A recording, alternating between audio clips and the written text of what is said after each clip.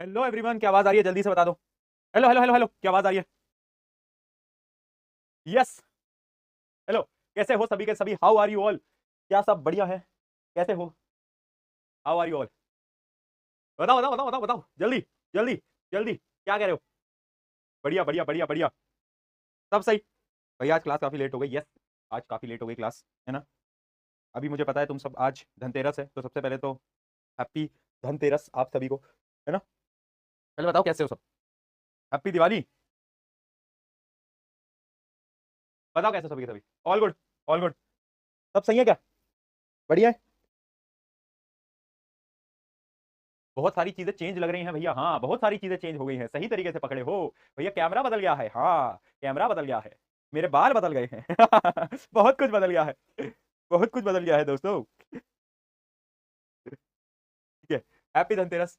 मेरे प्यारे students, happy Dhanteras, क्योंकि तुम सब तो मेरे रियल धन हो ना, है ना। तुम ही हो रियल धन, है ना। लोग पूछते हैं क्या कमाया क्या गवाया, मैं बोलता हूँ कि ये इतने सारे स्टूडेंट्स का जो प्यार है हमने वो कमा लिया है। तो धनतेरस तुम लोगों के बिना अधूरी हो जाती, है ना। मैं सोच रहा था आज क्लास नहीं ले, कल भी क्लास नहीं, मैं सोच रहा था दिवाली के बाद ही ले, बट धनतेरस के मौके पे अपने धन वाले लोगों से यानी अपने क्यूटी क्यूटी स्टूडेंट से अगर ना मिला जाए, मूर्ख बालक बालिकाओं से ना मिला जाए, तो फिर क्या मजा जिंदगी में। तो इसलिए मैंने सोचा चलो आते हैं, बातचीत करते हैं, फन करते हैं। ठीक है। Yes yes yes. चलो चलो चलो, बहुत बढ़िया बहुत बढ़िया। और बताओ सब सही है? थोड़ी आज बातचीत करें, पढ़ाई तो डेली करते हैं, आज बातचीत करें थोड़ी सी, क्या कहते हो? क्या कहते हो? मुझे पहले बताओ दिवाली कैसे सेलिब्रेट करोगे, क्योंकि आप वैसे भी छुट्टियां पड़ रही है तुम्हारी दिवाली की, है ना। अगले 3-4 दिन तुम्हारी कोई क्लास नहीं है। छोटी दिवाली, दिवाली फिर उसके बाद गोवर्धन भाई दूज, तब तक आपकी कोई क्लास होंगी नहीं, है ना। तो जरा बताओ कैसे हो सभी के सभी? लो यार, तुम्हें तुम्हारे मेरी तरफ से तुम लोगों को गिफ्ट। लो यार, ये मेरी तरफ से तुम सभी को, है ना, दिवाली की भेंट, है ना। अब तुम सबके घर पे मैं पहुंचा नहीं सकता, तो मैं खुद खा लेता हूँ। भैया हम सबके सामने खा रहे हो, मैं खुद खा ले। अरे यार डब्बा बंद है। ये बंद डब्बे मुझसे खुलते क्यों नहीं है? तुम्हारे साथ भी होता है? भाई खुल जा यार, क्या है इसके अंदर यार? ये तो पूरा बंद है यार। नया ही डब्बा है क्या? अच्छा, इसके अंदर ये है। याद में ये खाए हैं?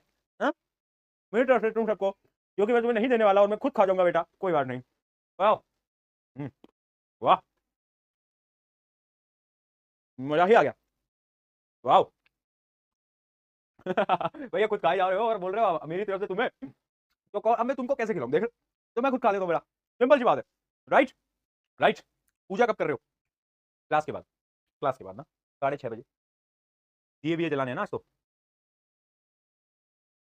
ठीक है। चीटिंग कर दी? चीटिंग कर दी? ये तो बताओ तुम कैसे दिवाली मनाने वाले हो? बम फोड़ोगे? क्या करोगे? अच्छा अच्छा अच्छा, तुमने स्कूल में बम फोड़ा? स्कूल में बम फोड़ा है? दिवाली पे फोड़ा स्कूल में बम? पता है मेरे मैं हमने क्या किया था? मैं तुम्हें एक कहानी सुनाता हूँ हमारे दिवाली की। क्या हुआ था?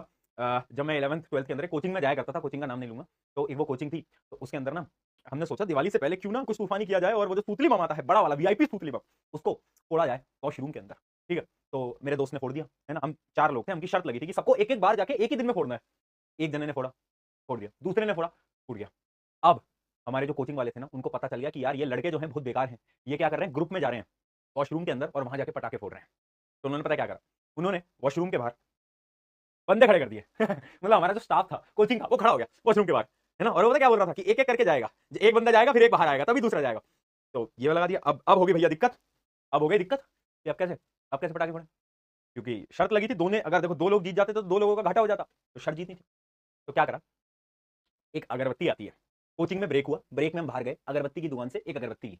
ठीक है, एक अगरबत्ती है, don't try this at home और एनीवेयर एल्स। इतनी बड़ी अगरबत्ती ली। ठीक है, मैं वॉशरूम में गया। सूतली बम होता है, उसकी लड़ी होती है, लड़ी लड़ी को ऐसे मैंने बांध दिया छोटे से धागे से, अगरबत्ती के साथ बांध दिया, और अगरबत्ती को यहां से मैंने जला दिया, और मैं उस सूतली बम को छुपा के आ गया, है ना। अब ब्रेक वगैरह सब ओवर हो गया, कोई सूतली बम नहीं फटा, कोई आवाज नहीं आई। 10 मिनट बाद जब सब क्लास में है, तब धमाका हुआ, और सब शौक, भैया ये किसने कर दिया भाई, है? सब भाग रहे कि कौन था कौन था कौन था, पर कोई मिला ही नहीं। तो ऐसे ऐसे जो तरीका है बेटा, don't try this at your school और एनीवन एल्स, बट ऐसे हमने करे हैं। ठीक है। हमने ऐसा करा है, ठीक है। तुम लोगों ने नहीं करा ऐसा कुछ भी? चल, चलो आप पढ़ाई लिखाई करते हैं। आ जाओ, पढ़ाई लिखाई करते हैं। ऐसा ऐसा बहुत करा है, मुझे ऐसा लगता है बहुत लड़के हैं जो कि ये अपने स्कूल में ऑलरेडी कर चुके हैं। तुम में से भी बहुत लोग होंगे जो कि ऑलरेडी कर चुके होंगे, राइट? कर चुके हैं। क्या बात है। हाँ, क्या बात है। ठीक है, आ जाओ। चलिए स्टार्ट करते हैं। आज लास्ट लेक्चर में हमने कहां पर छोड़ा था बेटा? लास्ट लेक्चर में बायो मैग्निफिकेशन एक टॉपिक था जिससे मुझे आपको स्टार्ट कराना था, राइट? तो आ जाओ देखते हैं पहले बायो मैग्निफिकेशन होता क्या है बेटा। आ जाइए। व्हाट इज बायो मैग्निफिकेशन, यहां से हम स्टार्ट करने वाले हैं। अभी तक हमने क्या पढ़ा? अभी तक हमने इस चैप्टर का जिसका नाम है आर इन्वायरमेंट। क्या है? Are environment. इसके अंदर हमने पहले के अंदर इकोसिस्टम पढ़ा था, दूसरे के अंदर हमने फूड चेन के बारे में पढ़ा था, 10% लॉ पढ़ा था, और अब हम पढ़ रहे हैं बायोमैग्निफिकेशन। तो व्हाट इज बायोमैग्निफिकेशन? बायोमैग्निफिकेशन बेटा एक ऐसा प्रोसेस है ना जिसके जिसके अंदर होता क्या है कि जैसे आप आगे ट्रॉफिक लेवल में मूव करते जाते हो, जो टॉक्सिक सब्सटेंस होते हैं ना उनकी क्वांटिटी बढ़ती जाती है। कुछ समझ नहीं आया ना? मैं समझाता हूं। देखो मैं तुम्हें एग्जांपल से देता हूं। क्या होता है कि जो पानी होता है ना, पानी, उस पानी के अंदर थोड़ा सा मरकरी का कंटेंट होता है। किसका? मरकरी का। ठीक है, मरकरी का थोड़ा सा कंटेंट होता है किसके अंदर? पानी के अंदर। ठीक, उस पानी से एक एल्गी ग्रो कर गया, है ना? एल्गी ग्रो कर गया। अब एल्गी को किसने खाया? एल्गी को किसने खाया? इंसेक्ट ने, है ना? तो मान लो ये फर्स्ट ट्रॉफिक है, तो ये आएगा सेकंड ट्रॉफिक। फिर इस इंसेक्ट को खा लिया किसी और इंसेक्ट ने, तो ये आ गया थर्ड ट्रॉफिक। फिर एक फिश ने खा लिया इसको, ये आ गया फोर्थ ट्रॉफिक। ये आ गया फिफ्थ ट्रॉफिक, और फाइनली ह्यूमन आ गए सिक्स्थ ट्रॉफिक। ठीक है, क्या बात क्लियर है? क्या बात क्लियर है? जल्दी बताओ, क्या ये बात क्लियर है दोस्तों? हाँ जी, क्लियर है? सही सही, ठीक है। तो अब देखना बेटा होगा क्या, अब समझने वाली चीज है। ये जो एल्गी थी इसके पास थोड़ा सा मरकरी का कंटेंट आया था। किसका कंटेंट आया था? मरकरी का। किसका बेटा? मरकरी का, है ना? इसके पास कुछ मरकरी था, ठीक है। बट जैसे जैसे ट्रॉफिक लेवल आगे बढ़ता गया, तो ये जो टॉक्सिक सब्सटेंस है ना मरकरी, इसका लेवल भी बढ़ता गया बढ़ता गया बढ़ता गया। यानी अगर यहां पर 1% था तो अगले में आ गया 5%, फिर आ गया 10%, फिर आ गया 20%, फिर आ गया 30%, और फाइनली ह्यूमंस के पास आ गया 40%। क्या बात समझ में आई? क्या बात समझ में आई? अगर मैं डेफिनेशन तुम्हें बताऊं तो सिंपल सी डेफिनेशन है, अगर तुम ध्यान से गौर फरमाओगे, कि biomagnification is the process by which the concentration of harmful substances like pesticide, heavy metals or toxic increase at each successive trophic level in a food chain। ये डेफिनेशन बहुत ज्यादा इंपॉर्टेंट है। पहले मुझे बताओ क्या ये डेफिनेशन हमें समझ आई? जल्दी बताएंगे, क्या ये डेफिनेशन हमें समझ आई बेटा? आई या नहीं आई? जल्दी बताओ, आई डेफिनेशन? हाँ भाई, बोलो बोलो, आ गई? कैमरा ऊपर कैसे होता है यार? एक तो ये कैमरा, निमित भैया कल एक नया कैमरा लगा गया मेरे स्टूडियो में, और अब मुझे समझ नहीं आ रहा है। एक मिनट ना, जरा इसको थोड़ा सा ऊपर करने की कोशिश कर दूं क्या? क्या कहते हो दोस्तों? ध्यान से खेल लूं थोड़ा सा? कैसे होगा ये ऊपर?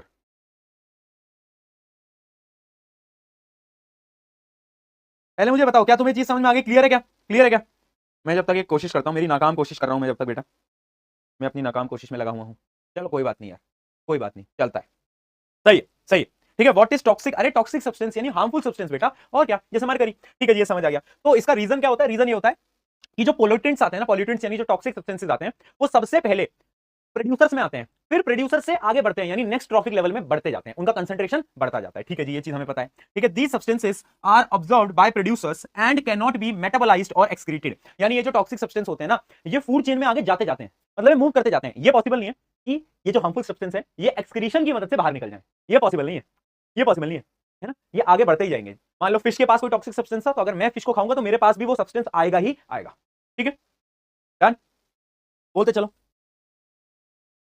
सही है। चलिए आगे बढ़े, आगे बढ़ जाए बेटा, आगे बढ़े। कल छुट्टी है? हाँ कल छुट्टी है, बढ़े। सही है। आप आज रेड रेड लग रहे हो ये कैसी बात हुई? आज आप लाल लाल लग रहे हो, लाल लग रहे हो आप। चलो कोई बात नहीं, लाल मेरा, पीला मेरा, हरा मेरा, गुलाबी। आ जा, देखते हैं अगला, देखते हैं प्रोसेस। इस प्रोसेस को आपको मुझे समझाने की जरूरत नहीं है, प्रोसेस मैं आपको ऑलरेडी बता चुका हूं। Pesticide and harmful chemical enters the soil and water. सबसे पहले प्रोड्यूसर अब्सॉर्ब करते हैं इस केमिकल को, फिर प्राइमरी कंज्यूमर के पास जाता है वो, उसके बाद सेकेंडरी कंज्यूमर्स के पास जाता है, and the concentration of this chemical increases at each trophic level. ठीक है, इस ट्रॉफिक लेवल पे ये बढ़ती जाती है। ठीक है जी, बहुत बढ़िया, बहुत बढ़िया। क्या बात क्लियर है? क्या बात क्लियर है? चलिए चलिए, बट सवाल ये आता है कि भैया आखिर ऐसा क्यों? आखिर ऐसा क्यों? वाई? भैया ये जो टॉक्सिक सब्सटेंस बढ़ रहा है, बढ़ रहा है, बढ़ रहा है, बढ़ रहा है, ऐसा क्यों हो रहा है? इसके दो कारण है, समझाता हूं। इसके दो कारण है, ये थोड़ा आउट ऑफ द सिलेबस है बट बता रहा हूं। देखो, पहला reason, consumer eat multiple organism containing the toxic toxin. यानी देखो, जो प्रोड्यूसर होते हैं वो तो नेचुरल चीजों से ही अपना खाना बना रहे हैं, बट ये जो कंज्यूमर है ना, ये बहुत सारी चीजों को खा रहे हैं, तो इसके अंदर ये भी टॉक्सिक आएगा, ये भी टॉक्सिक आएगा, वो भी टॉक्सिक आएगा, सबका टॉक्सिक सब्सटेंस उसके अंदर आ जाएगा। पहला रीजन। दूसरा reason, toxin accumulate in the body tissue and are not broken down। यानी ये जो टॉक्सिक सब्सटेंस है हमारी बॉडी टिश्यूज के अंदर चला जाता है और ये अब टूट नहीं सकता, यानी बॉडी से बाहर नहीं निकल सकता। अगर मुझे कोई और खाएगा तो उसके अंदर भी वो टॉक्सिक सब्सटेंस जाएगा ही जाएगा। ठीक है, ये दो रीजन होते हैं। क्या? अरे क्या लोवेज लोवेज लोवेज लिख रहे हो यार, तुम बेवकूफ हो क्या? ये भी टॉक्सिक आएगा, ये भी टॉक्सिक आएगा, वो भी टॉक्सिक आएगा, सबका टॉक्सिक सब्सटेंस उसके अंदर आ जाएगा। अब ये इतने आराम से सुनाई दे रही है, टॉक्सिन एक्यूमुलेट, इतने आराम से आवाज सुनाई दे रही है, फिर वही चीज मानोगे नहीं ना तुम लोग नहीं मानते। चलो ठीक है, ये चीज समझ में आ गई, आगे बढ़ते हैं, है ना बेटा? वो एक वॉल्यूम का बटन है, उसको दबा ले कभी कभार, उसका भी उपयोग ले लिया कर, पिटपिटा जाए मुझसे। ठीक है, हाँ आ जा। ठीक है, तो अब इसका एक और एग्जांपल है, और ये एग्जांपल आपको याद रखना है, कभी कभार पूछ लिया जाता है, डीडीटी। डीडीटी क्या है बेटा? डीडीटी क्या है? कोई बताएगा? डीडीटी डीडीटी होता है dichloro diphenyl trichloro ethyl. Oh my God, ये क्या है भैया? वापस से बोलते हैं एक बार। ऐसा नहीं लगा मैंने कोई शायरी बोल दी?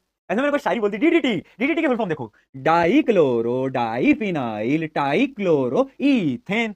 है ना, पोएम रटते हैं ना जैसे हम बचपन में, dichloro dichloro diphenyl trichloro ethane, DDT. DDT क्या है? एक प्रकार का केमिकल है, ठीक है। ये जो केमिकल है ना, मतलब ये एक प्रकार का पेस्टिसाइड होता है। तो पेस्टिसाइड को जब हम डालते हैं ना, तो ये जो केमिकल है ये चला जाता है पानी के अंदर, पानी के अंदर चला जाता है, और ये केमिकल फिर फिशेस वगैरह के अंदर चला जाता है, जिसकी वजह से बहुत सारी फिशेस आज के समय पर मर जाती हैं, ठीक है।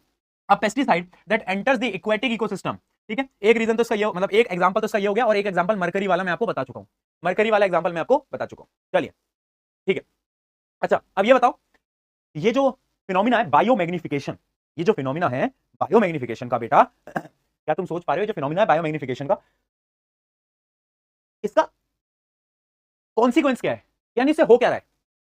अब तुम्हें थोड़ा सा दिमाग पे जोर डालना पड़ेगा और पुरानी बातों को याद करना पड़ेगा। ज्यादा पुरानी बातों में मत जाना वरना रो दोगे। अभी थोड़ी पीछे आओ, परसों की बात याद करो। परसों मैंने एक लाइन बोली थी, क्या परसों भैया आपने एक लाइन बोली थी कि यार अगर, मतलब अगर नहीं, एक लाइन थी कि मेनली 4 या 5 ट्रॉफिक लेवल होते हैं, 4 या 5 ट्रॉफिक लेवल होते हैं।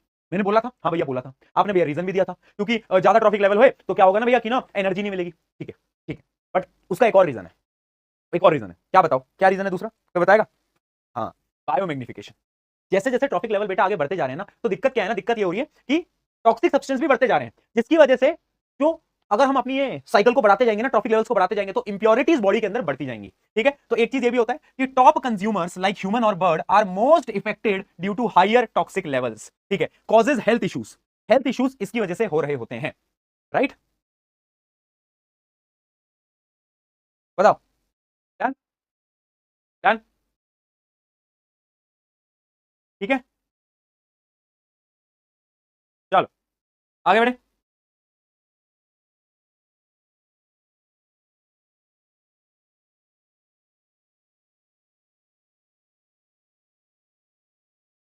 चलो आगे बढ़ते हैं। अब इसके प्रिवेंटिव मेजर्स क्या है बेटा? प्रिवेंटिव मेजर्स तो आप सबको पता ही है। प्रिवेंटिव मेजर्स क्या क्या होंगे? जैसे कि reduce the use of pesticide, हमें पेस्टिसाइड कम यूज करना चाहिए। उसके अलावा क्या है? Proper disposal of industrial waste, use biodegradable substance. Biodegradable क्या होता है, कोई बता पाएगा? बायोडिग्रेडेबल सब्सटेंस क्या होता है? बायोडिग्रेडेबल सब्सटेंस वो होते हैं जो कि ऑटोमेटिकली माइक्रो ऑर्गेनिजम्स की मदद से डिकंपोज हो सकते हैं। जैसे कि अगर आपका कोई फूड वेस्ट है तो फूड वेस्ट डिकंपोज हो सकता है, लेकिन अगर पॉलिथीन है तो पॉलिथीन बायोडिग्रेडेबल नहीं होता। चलिए इसी बात पे एक मिठाई और खाओ, चल इसी बात पे एक मिठाई और खाओ। हम्म? चलो बोल भैया, आगे बढ़ते हैं। कुछ क्वेश्चन के आंसर दो।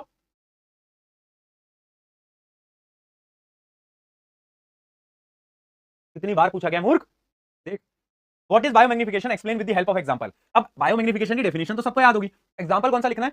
वो जो मैंने अभी डीडीटी वाला एग्जांपल बताया ना, डाइक्लोरो डाइफिनाइल ट्राइक्लोरो इथेन, वो वाला एग्जांपल तुम्हें लिख के आना है, ठीक है। जैसे कि DDT enters the food chain and gets concentrated at each higher trophic level. These chemicals are non biodegradable, so they accumulate in the bodies of the organism, है ना। तो ये आप पूरा का पूरा एक्सप्लेन करके आ सकते हो कि डीडीटी पानी में चला जाता है, पानी से ऑर्गेनिजम्स में चला जाता है, फिशेस के अंदर चला जाता है, और अगर ह्यूमंस फिश को खाएंगे तो उनके अंदर भी चला जाएगा, ठीक है।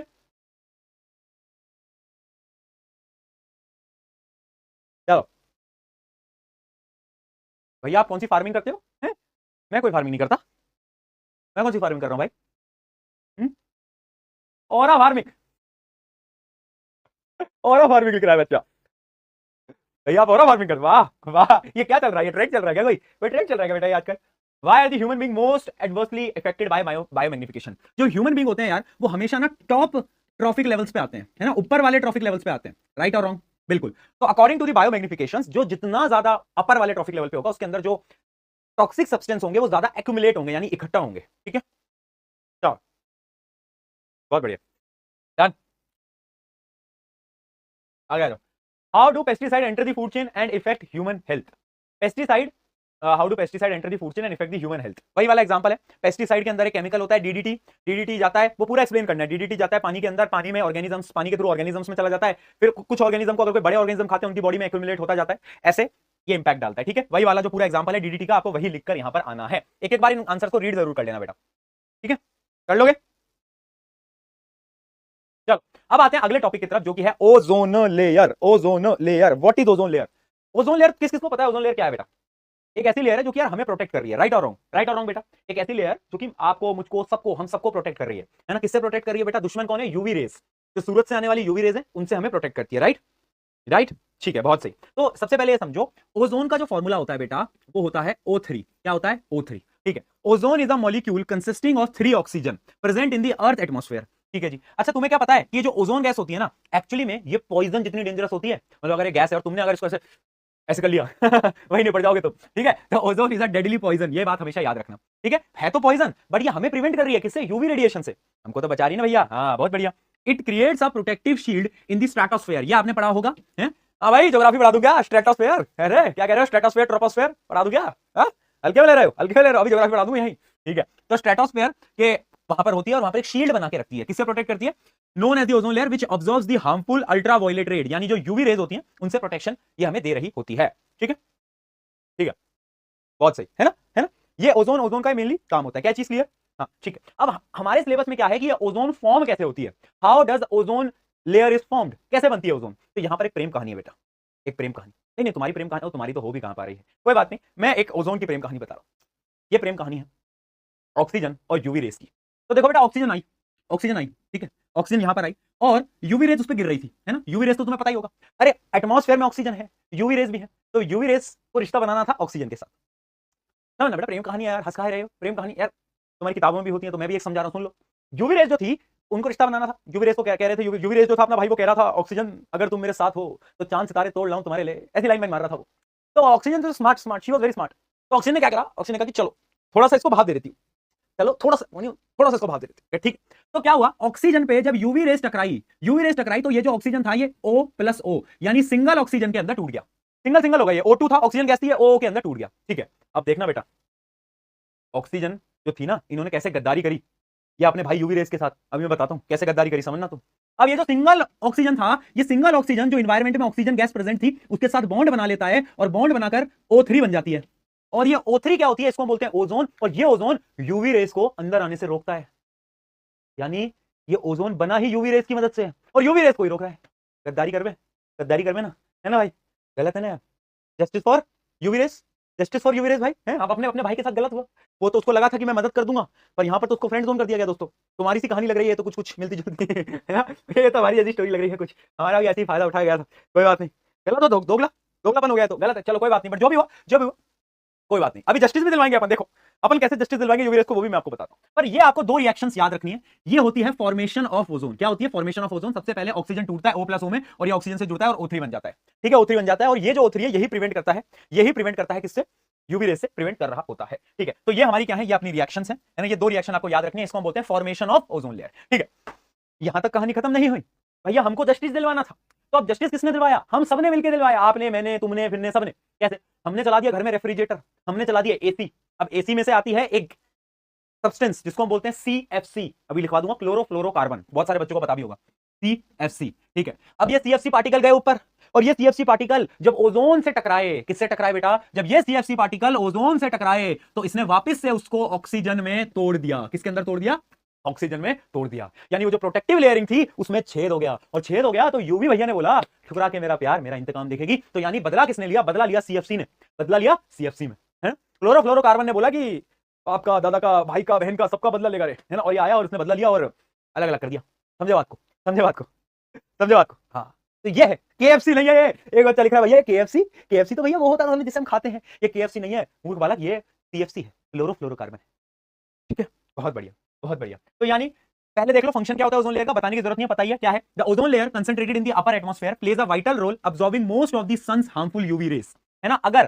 अगर ये ओजोन लेयर डैमेज हो जाती है तो क्या क्या हो सकता है वो आपको मैं आगे बता भी दूंगा, ठीक है। यहां पर वैसे लिखा भी हुआ है, without it it increases UV exposure could lead to skin cancer, इससे स्किन कैंसर भी हो सकता है, कैटरैक्ट आंख की बीमारी होती है, आपको पता ही है। उसके अलावा ग्लोबल रेनफॉल पैटर्न्स भी बिगड़ सकते हैं, यानी जो रेन होती है वो भी खत्म हो सकती है, पृथ्वी के ऊपर बारिश होना भी बंद हो सकती है, ठीक है। तो ये सारी चीजें हैं। अब डिप्लीशन कैसे होता है ओजोन लेयर का बेटा? ओजोन लेयर खराब कैसे होती है? Ozone layer is primary depleted bye synthetic chemical called chlorofluorocarbons यानी CFCs used in refrigerator and other appliance. ये CFC क्या करता है? रिएक्ट करता है ओजोन के साथ और ओजोन को ऑक्सीजन के अंदर वापस से तोड़ देता है, ठीक है। CFCs are stable and persist in the atmosphere when exposed to UV radiation they release chlorine which react with oxygen breaking it down into oxygen molecule. यानी होता क्या है, मैं अगर आपको थोड़ा सा और डिटेल में बताऊं, तो डिटेल में जाने की जरूरत नहीं है, बट अगर मैं आपको बताऊं होता क्या है, ये जो सीएफसी है ना, जब इन पे यूवी रेस पड़ती हैं, जब इन पे यूवी रेस पड़ती हैं, तो ये क्या होते हैं ना, ये क्लोरीन के अंदर टूट जाते हैं। किसके अंदर? क्लोरीन के अंदर। और ये जो क्लोरीन है, जब ये इसके साथ रिएक्शन करती है ना ओजोन के साथ, तो ये ऑक्सीजन को अलग कर देती है। ठीक है, बट इतना डिटेल में आपको जाने की जरूरत नहीं है, आप बस इतना समझ लो कि होता क्या, कि जो सीएफसी होते हैं, इनकी वजह से ओजोन लेयर डिप्लीट हो रही है। क्या बात क्लियर है? अगर क्लियर है तो एक बार चैट में पीके लिख के दिखा दो जल्दी से, बताओ बताओ, क्लियर है? डन?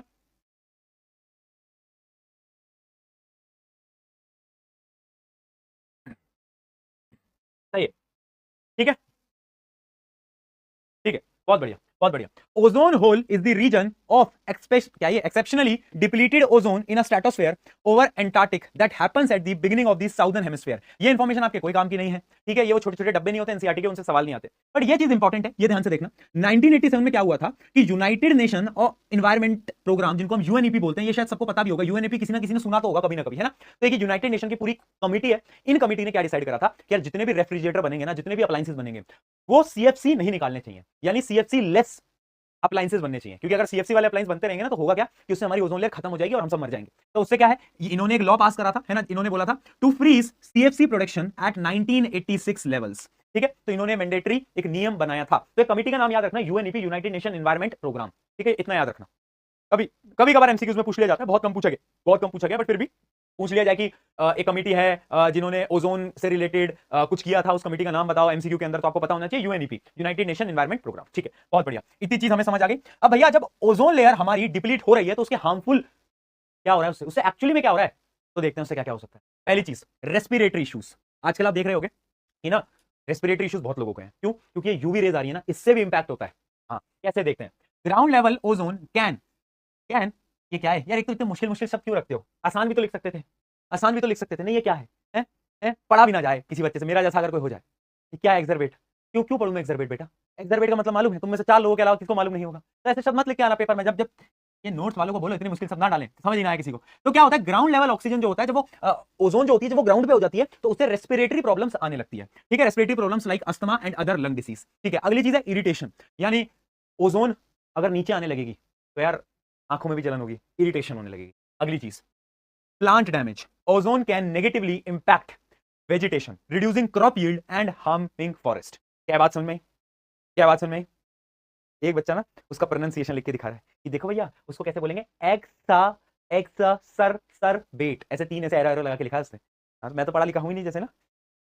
कितने कितने वो बनते हो तुम होशियार कभी को। प्लांट डैमेज भी होंगे, है ना। देखो ओजोन डिप्लीट होगी, देखो ओजोन डिप्लीट यानी ओजोन में छेद हो गए, अब वो जो ओजोन है वो नीचे आने लगेगी। जब वो ओजोन नीचे आएगी तो यार एक तो ब्रीथिंग प्रॉब्लम्स होंगी हमें, प्लांट वगैरह सराउंडिंग्स वगैरह पे इंपैक्ट आएगा। उसके अलावा और भी बहुत सारी चीजें होंगी, जैसे एयर क्वालिटी खराब हो जाएगी। और ग्लोबल वार्मिंग, ये होता है finally global warming, the loss of stratosphere ozone protection, यानी अब यूवी रेज ज्यादा आएंगी, टेम्परेचर बढ़ जाएगा पृथ्वी का, उसको हम क्या बोलते हैं, ग्लोबल वार्मिंग। क्या बोलते हैं? Global warming.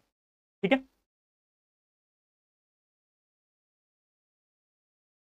चलो भैया दिवाली के क्या प्लान है? दिवाली पे मेरे घर पे कोई स्पेशल आने वाला है, someone very special, very very very special. अरे दिवाली वाले दिन यानी कल, कल विराट भाई और रोहित भाई बहुत दिनों बाद मेरे को टीवी पे दिखने वाले हैं, है ना, इंडियन जर्सी के अंदर। तो आई एम वेरी एक्साइटेड यार, इतने दिन हो गए उन दोनों को एक साथ खेलते हुए नहीं देखा था मैंने। तो कल मैं टीवी देखूंगा, फुल वॉल्यूम में देखूंगा, पूरे मोहल्ले को दिखा दूंगा पर मैं देखूंगा। तो यस, तो ये भाभी नहीं पिट जाएगा, है ना। हाँ भैया बड़े खुशी यार, भैया बड़े खुश खुश दिखाई देते हो। क्यों ना हूं मैं खुश भाई, हमारे रोहित भैया और अपने विराट भैया आ रहे हैं खेलने के लिए, है ना, इतने दिनों बाद देखेंगे यार। कितना एक्साइटेड हो गए तुम, समझ रहे हो? हर एक लड़के के अंदर की खुशी है यार, ये एक अलग अलग है, नहीं समझ पाएंगे लोग जो हम फील कर रहे हैं। एकदम अलग फील चल रहा है अभी के समय पे। चल रोको, अब इस चैप्टर का एक लास्ट टॉपिक जो कि है वेस्ट मैनेजमेंट। देखो आज हमने अभी तक क्या क्या पढ़ा, बायोमैग्निफिकेशन हमने पढ़ा, उसके बाद हमने बेटा क्या पढ़ा, उसके बाद हमने पढ़ा ओजोन के फॉर्मेशन और ओजोन के डिप्लीशन। ये जो ओजोन वाला टॉपिक था ना, इससे सवाल पूछ लिया जाता है, बहुत छोटा सा सवाल आता है कि हाउ ओजोन इज फॉर्म्ड, पूरी इक्वेशन के साथ। इक्वेशन लिखनी पड़ेगी जो मैंने आपको 2 इक्वेशन बताई। और ये भी पूछा जाता है how ozone is depleted, ozone कैसे डिप्लीट होती है, नहीं खत्म कैसे होती है, तो वो भी सीएफसी की वजह से होती है, तुम्हें पता है। अब एक लास्ट टॉपिक है वेस्ट मैनेजमेंट का। देखो वेस्ट मैनेजमेंट का क्या मतलब होता है कि ये जो जितने भी वेस्ट है ना, यानी जो अनवांटेड सब्सटेंसेज हैं, नहीं नहीं बेटा तुम्हारी बात नहीं कर रहा हूं तुम यार तुम खुद को मत समझो अनवांटेड, प्लीज प्लीज, नहीं नहीं, ठीक है। हाँ, तो यानी जितने भी अनवांटेड अनयूजफुल सब्सटेंस है ठीक है, तो उनको हम कैसे मैनेज करते हैं। उसको हम बोलते हैं वेस्ट मैनेजमेंट। वेस्ट वैसे तो तीन प्रकार के होते हैं, एक होता है सॉलिड वेस्ट, एक होता है लिक्विड वेस्ट, एक होता है गैस वेस्ट, है ना। सॉलिड लिक्विड गैस वेस्ट होता है वो हम सबको मालूम है, ठीक है। बट एक्चुअली में साइंस के हिसाब से वेस्ट को हम दो कैटेगरीज के अंदर डिवाइड करते हैं, एक होता है बायोडिग्रेडेबल वेस्ट और एक होता है नॉन बायोडिग्रेडेबल वेस्ट, ठीक है। बायोडिग्रेडेबल और नॉन बायोडिग्रेडेबल वेस्ट का बीच का डिफरेंस ध्यान से समझ लो।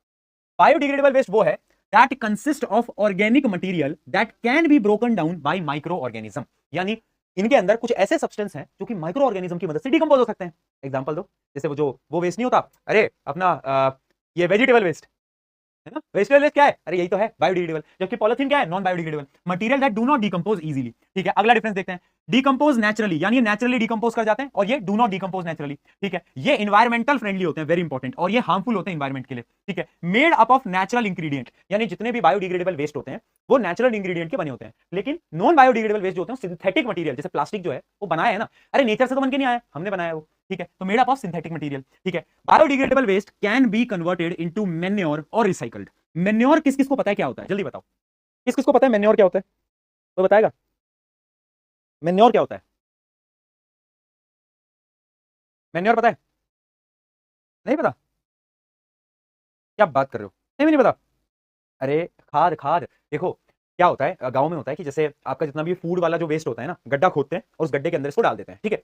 अब मिट्टी में माइक्रो ऑर्गेनिज्म है, वो माइक्रो ऑर्गेनिज्म क्या करते हैं, उसको तोड़ देते हैं, है ना, उसको डिकम्पोज कर देते हैं। अब वो जो डिकम्पोज्ड सब्सटेंस है ना, उसको हम बोलते हैं मैन्योर, यानी खाद, यानी वो जो मिट्टी है ना, मिट्टी उसको उपजाऊ बनाता है, उपजाऊ समझता है, फर्टाइल बनाता है, फर्टाइल यानी हम उसमें प्लांट्स वगैरह ग्रो कर सकते हैं। उस प्रोसेस को हम मतलब उसको हम बोलते हैं मैन्योर। यानी मैन्योर कैसे बना है, घर के बगल में गड्ढा खोदा, उसके अंदर फूड वेस्ट डाला, वो डिकम्पोज होगा और फिर वो सॉइल के लिए अच्छा हो जाएगा, ठीक है। तो यानी बायोडिग्रेडेबल से हम मैन्योर भी बना सकते हैं, ठीक है। इट कैन बी रीयूज्ड और रिसाइकल्ड, जो प्लास्टिक होता है उसको हम रीयूज कर सकते हैं, रिसाइकल कर सकते हैं, बट मैन्योर नहीं बना सकते, उसका ऑब्वियस सी बात है, ठीक है। लास्ट में आ जाता है एग्जांपल, ये कुछ एग्जांपल्स हैं, ठीक है, प्लास्टिक बैग इसके कुछ एग्जांपल्स हैं, ठीक है जी, बहुत बढ़िया। तो ये वेस्ट के डिफरेंस थे, बायोडिग्रेडेबल नॉन बायोडिग्रेडेबल, ठीक है। चलिए अब एक लास्ट टॉपिक है, लास्ट टॉपिक मतलब वेस्ट का ही लास्ट टॉपिक है, वो हम पढ़ेंगे इसके बाद जो अगली क्लास होगी उसमें हम डाउट सॉल्विंग भी करेंगे बेटा। आज मैं आपको ज्यादा यहाँ पर रोकना नहीं चाहता, क्योंकि धनतेरस के लिए सबको बहुत सारे बच्चे हैं जिनको पूजा वगैरह करने जाना होगा, तो मैं ज्यादा समय आपका खराब नहीं करना चाहता आज। बस मैं आपको बता रहा हूँ मेथड्स ऑफ वेस्ट डिस्पोजल, ये 6 चीजें हैं जो कि हमें पढ़नी है। यहाँ पर आपका चैप्टर खत्म हो जाएगा। अब मैं क्या बोल रहा हूँ, जब भी हम मिलेंगे दिवाली के बाद, ठीक है, एसीपी मुझे इस चैप्टर की पूरी सॉल्व चाहिए, ठीक है।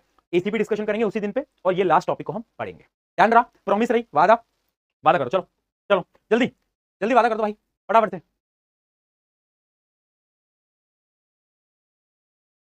कर दिया, प्रॉमिस, प्रॉमिस हो गया, पक्का पक्का प्रॉमिस है, ध्यान रखना बेटा, अगर ये प्रॉमिस नहीं निभाया पाप चढ़ जाएगा।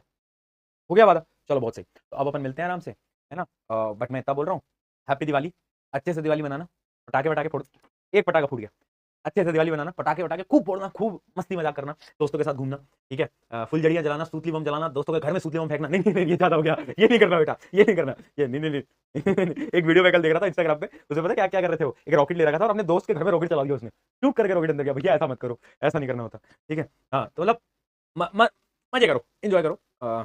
ये साल का एक बार त्यौहार आता है तो एंजॉय करना, बट जब ये 3-4 दिन की छुट्टियां खत्म हो, मुझे हर एक बच्चा क्लास में चाहिए, सिंपल। फिर भैया 4 दिन की छुट्टी मिल गई, उसके बाद 5वें दिन अगर तुम क्लास में नहीं आ रहे हो तो वो तुम गलत कर रहे हो। 4 दिन खूब एंजॉय करो, बट 4 दिन बाद क्लास में आओ, शिद्दत से पढ़ाई करो, वो जो मोमेंटम तुम्हारा अभी अभी आया है ना पढ़ाई का, उस मोमेंटम को टूटने मत देना, मैं बस इतना रिक्वेस्ट कर रहा हूँ, ठीक है। बाकी एंजॉय करो, happy Diwali, wish you the happy happy happy Diwali and enjoy करना, हैप्पी भाई दूज, हैप्पी गोवर्धन, सब कुछ। दिवाली ब्लॉग आएगा क्या, दिवाली ब्लॉग बिल्कुल लेकर आऊंगा मैं तुम सबके लिए, कोई दिक्कत वाली बात नहीं है, दिवाली ब्लॉग भी ले आएंगे, ठीक है। On this note, love you all, मिलते हैं जल्दी कुछ दिनों के अंदर, टेक केयर टेक केयर, चलो जाओ, चलो हैप्पी दिवाली होगी भाई, चलो चलो फटाफट, चलो चलो।